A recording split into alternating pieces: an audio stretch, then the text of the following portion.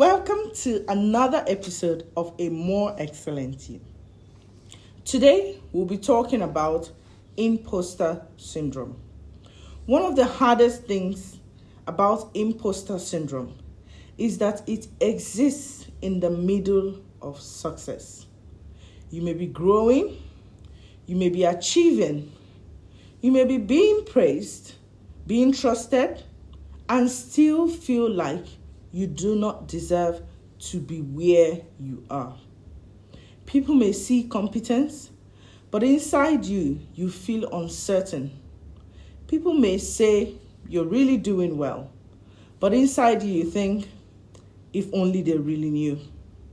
People may trust you with responsibility, but inside you still wonder, what if I fail? What if I am exposed? What if I am not actually as capable as they think I am? That's why imposter syndrome can be so confusing, because it doesn't always look like failure. Sometimes it hides behind excellence. Sometimes it hides behind hard work.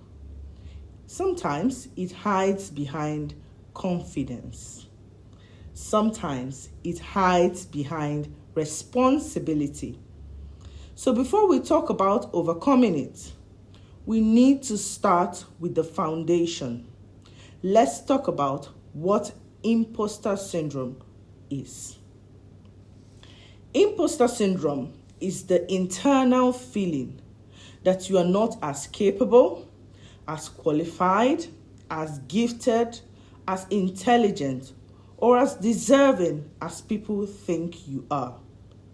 It's the feeling that your success is not fully valid, that your achievement is not really proof of your ability, that your progress does not truly count, that your position, your opportunity, or your responsibility is somehow beyond what you deserve. Imposter syndrome says, I do not deserve this. I only got here by luck.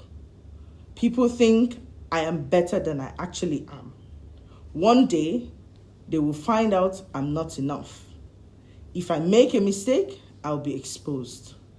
So the issue is not always the lack of ability.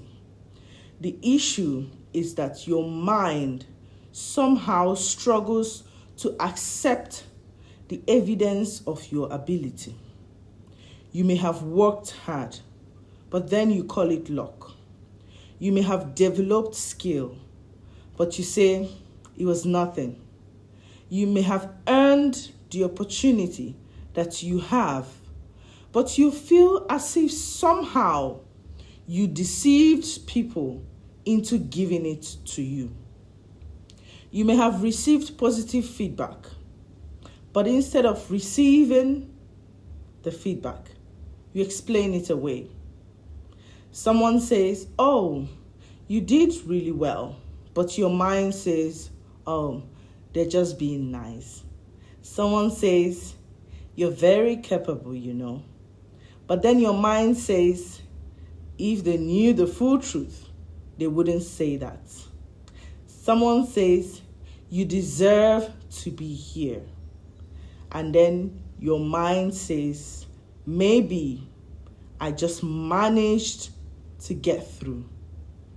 That is one of the strongest signs of imposter syndrome. It keeps rejecting evidence. It does not allow success to settle. It does not allow progress to build confidence. It does not allow positive feedback to become part of how you see yourself. So, how does imposter syndrome show up? Imposter syndrome does not show up the same way in everyone. For some people, it shows up as overworking. They work harder than necessary because deep down, they feel that they have to compensate for not being enough. They cannot rest because rest feels irresponsible. They cannot do good enough because good enough feels unsafe. They feel they must keep proving over and over again that they deserve to be where they are. For others, imposter syndrome can show up as perfectionism. They delay starting because they are afraid the result will not be good enough. They delay finishing because they just keep correcting, keep adjusting, keep improving. They delay sharing because they fear criticism. It's not always about laziness. Sometimes it's fear. Fear that if the work is not perfect, people will judge them. Fear that if they make a mistake, people will finally see that they are not as capable as they thought they were. For others, imposter syndrome shows up as avoidance.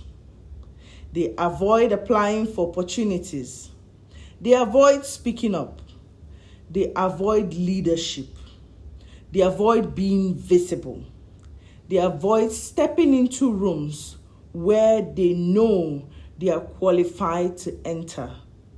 Not because they don't have the ability, but because visibility feels risky.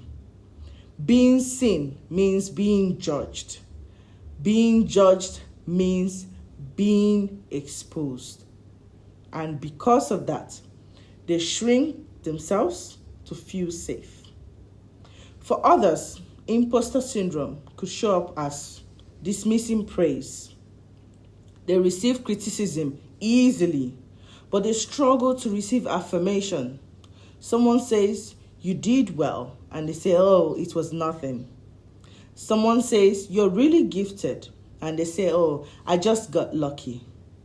Someone says, "That was powerful," and they say, "I could have done better." Over time, they train themselves to believe criticism more easily than encouragement. They remember what went wrong and forget what went well. They magnify weaknesses and minimize progress. And for some people, imposter syndrome shows up as performing confidence. They look strong. They look capable. They look composed.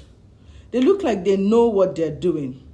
But inside, they are afraid that if they stop performing, people will see their insecurity.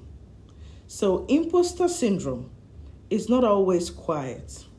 Sometimes it's loud. Sometimes it looks like excellence. Sometimes it looks like hesitation. Sometimes it looks like confidence. That's why you must learn to recognize the root, not just the behavior. One of the most important things to understand is that imposter syndrome confuses fact with interpretation.